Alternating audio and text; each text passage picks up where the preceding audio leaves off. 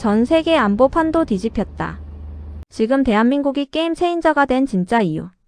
여러분, 지금 이 순간 긴급하게 전해드릴 소식이 있습니다.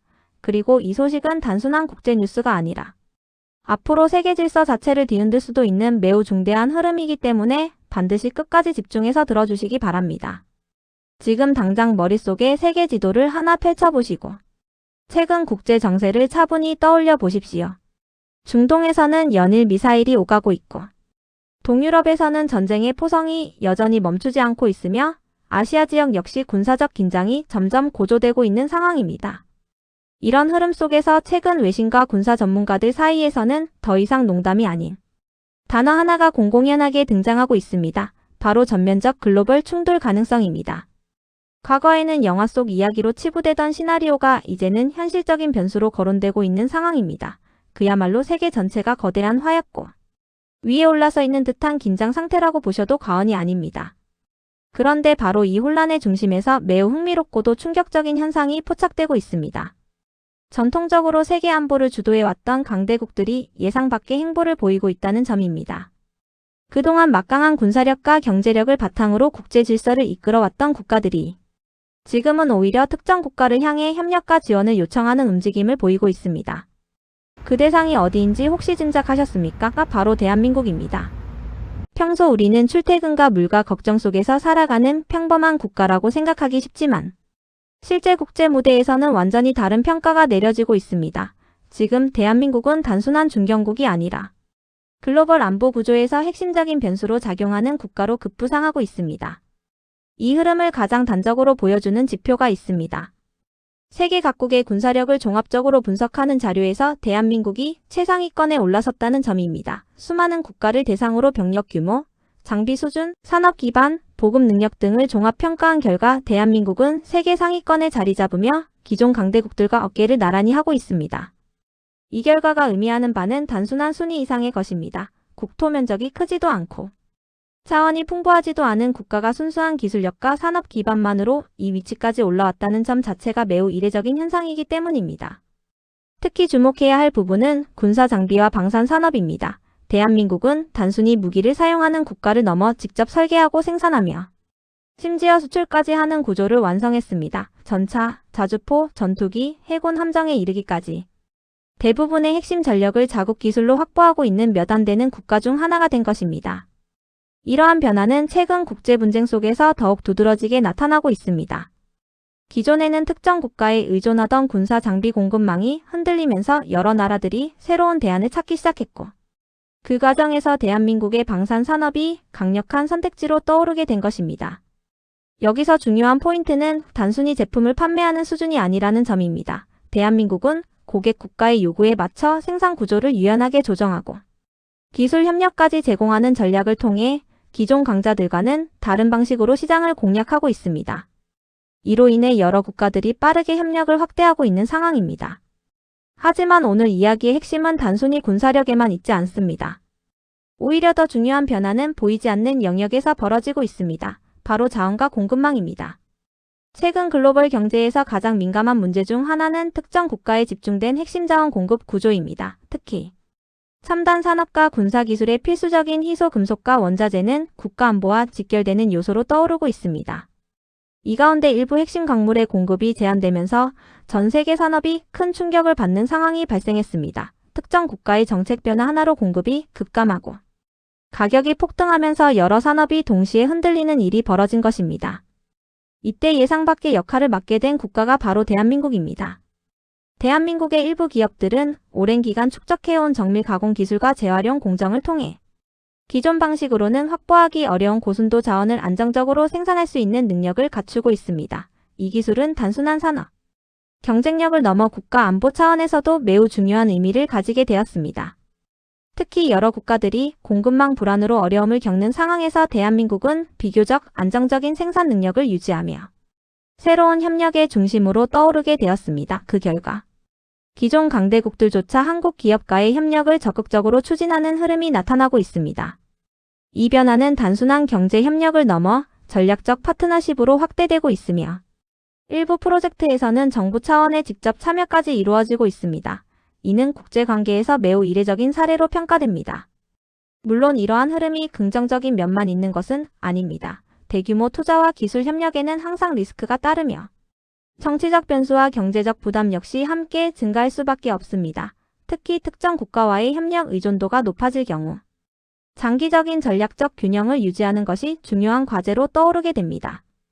또 하나 반드시 짚고 넘어가야 할 문제는 인구 구조입니다. 대한민국은 빠르게 진행되는 인구 감소로 인해 군 병력 확보에 어려움을 겪고 있으며 이는 장기적으로 국방력 유지에 큰 영향을 줄 수 있는 요소입니다. 하지만 이 역시 새로운 방식으로 대응이 이루어지고 있습니다. 무인 시스템과 인공지능 기술을 활용한 군사 체계가 빠르게 발전하면서 인력 의존도를 낮추는 방향으로 전환이 이루어지고 있는 것입니다. 이는 오히려 미래 전장의 패러다임을 선도하는 기회가 될 수도 있습니다. 정리해보겠습니다. 지금 세계는 군사 충돌과 공급망 위기라는 두 가지 축에서 동시에 흔들리고 있으며 그 중심에서 대한민국은 예상 밖의 핵심 변수로 떠오르고 있습니다. 단순한 중견국을 넘어 전략적 균형을 좌우할 수 있는 위치까지 올라온 것입니다. 앞으로 이 흐름이 어떻게 전개될지는 아직 누구도 확신할 수 없습니다. 그러나 한 가지 분명한 사실은 지금 이 순간 대한민국이 글로벌 질서 속에서 차지하는 비중이 과거와는 비교할 수 없을 정도로 커졌다는 점입니다. 지금까지 긴급 속보였습니다. 이어지는 후속 분석에서는 이 변화가 실제 우리 경제와 일상에 어떤 영향을 미칠지 더욱 구체적으로 짚어보겠습니다. 미국도 흔들렸다 대한민국이 마지막 카드가 된 이유. 앞서 전해드린 내용에 이어서 지금부터는 훨씬 더 깊숙한 이야기로 들어가 보겠습니다. 지금 이 상황이 단순히 군사력 상승이나 방산 수출 증가 정도로 끝나는 문제가 아니라는 점을 반드시 이해하셔야 합니다. 이건 말 그대로 세계 권력 구조 자체가 재편되는 과정의 일부입니다. 지금 미국이 처한 상황을 하나의 장면으로 그려보겠습니다. 전 세계 곳곳에서 동시에 발생하는 군사적 긴장 상황. 그리고 그에 따라 폭발적으로 증가하는 방공 수요, 특히 미사일 방어 시스템은 그야말로 소모전의 성격을 띠고 있습니다. 한 발을 막기 위해 수배 이상의 비용이 들어가는 구조 속에서 아무리 막강한 국가라도 재고가 무한정 유지될 수는 없습니다. 이 과정에서 실제로 발생하고 있는 변화는 생각보다 훨씬 심각합니다. 일부 핵심 방공 자산이 특정 지역으로 집중되면서 다른 지역의 방어 공백이 발생할 가능성이 점점 현실화되고 있다는 점입니다. 그리고 바로 이 지점에서 대한민국의 역할이 급부상하고 있습니다. 대한민국은 이미 다층 방어 체계를 구축해 놓은 상태입니다. 외부 지원에 의존하지 않고도 일정 수준 이상의 방어 능력을 유지할 수 있는 구조를 갖추고 있다는 점이 핵심입니다. 이건 단순한 군사기술의 문제가 아니라 오랜 시간 축적된 전략과 산업 기반이 만들어낸 결과입니다. 여기서 우리가 주목해야 할 부분은 자립성입니다. 과거에는 특정 동맹에 대한 의존도가 매우 높았다면 지금은 자체적으로 시스템을 설계하고 운영할 수 있는 단계까지 올라왔다는 것입니다. 이 차이는 위기 상황에서 결정적인 결과를 만들어냅니다. 이제 시선을 다시 경제와 산업 쪽으로 돌려보겠습니다. 사실 지금 벌어지고 있는 가장 조용하면서도 치명적인 전쟁은 총과 미사일이 아니라 공급망입니다. 특히 특정 희소 자원에 대한 의존 구조는 국가 안보의 치명적인 약점으로 작용할 수 있습니다. 실제로 최근 몇 년 사이 특정 국가가 수출을 제한하거나 통제하면서 전 세계 산업이 동시에 흔들리는 사례가 반복적으로 나타나고 있습니다. 이 상황에서 대한민국이 가진 진짜 힘이 드러나고 있습니다. 단순히 자원을 보유한 것이 아니라 가공하고 재생산하는 능력을 갖추고 있다는 점입니다. 많은 국가들이 원재료를 확보하는 데 집중했다면 대한민국은 그 원재료를 활용 가능한 고순도 물질로 전환하는 기술을 축적해왔습니다. 이 차이는 생각보다 훨씬 큽니다. 원재료가 있어도 가공 기술이 없으면 실제 산업에 사용할 수 없기 때문입니다. 지금 글로벌 공급망에서 가장 큰 병목 구간이 바로 이 가공 단계입니다. 그리고 이 병목을 풀 수 있는 몇 안 되는 국가 중 하나가 대한민국입니다. 이로 인해 나타나는 변화는 매우 직관적입니다.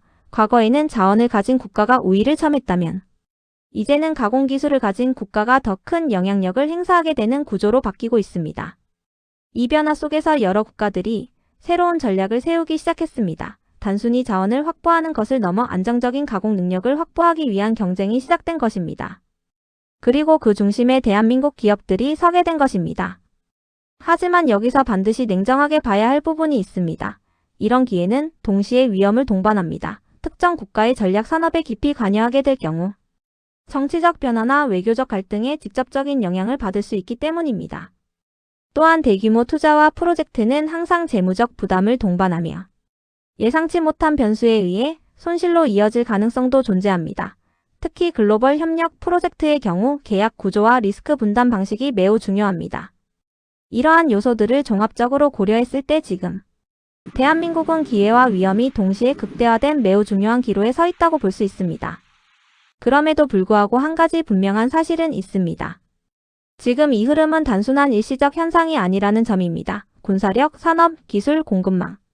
이 네 가지 축이 동시에 맞물리면서 대한민국의 전략적 가치가 구조적으로 상승하고 있다는 것입니다. 이제 마지막으로 우리가 반드시 생각해봐야 할 질문을 던져보겠습니다. 이 변화가 과연 우리에게 무엇을 의미하는가? 단순히 국가 위상이 올라갔다고 해서 모든 것이 해결되는 것은 아닙니다. 오히려 더 큰 책임과 선택의 순간이 따라옵니다. 어떤 방향으로 협력을 확대할 것인지, 어떤 산업에 집중할 것인지, 그리고 어떤 리스크를 감수할 것인지에 대한 전략적 판단이 필요합니다. 결국 중요한 것은 균형입니다. 기회를 잡되 의존을 피하고 협력을 확대하되 주도권을 잃지 않는 것. 이 복잡한 균형을 얼마나 정교하게 유지하느냐에 따라 앞으로의 결과는 완전히 달라질 수 있습니다. 지금 이 순간 대한민국은 더 이상 주변 국가가 아닙니다. 글로벌 질서의 한가운데에서 흐름을 바꿀 수 있는 위치에 서 있습니다. 그리고 이 변화는 이미 시작되었습니다. 앞으로 5년, 10년 뒤 우리가 어떤 위치에 서 있게 될지는 지금 이 선택들에 달려 있습니다. 지금까지 긴급 속보였습니다.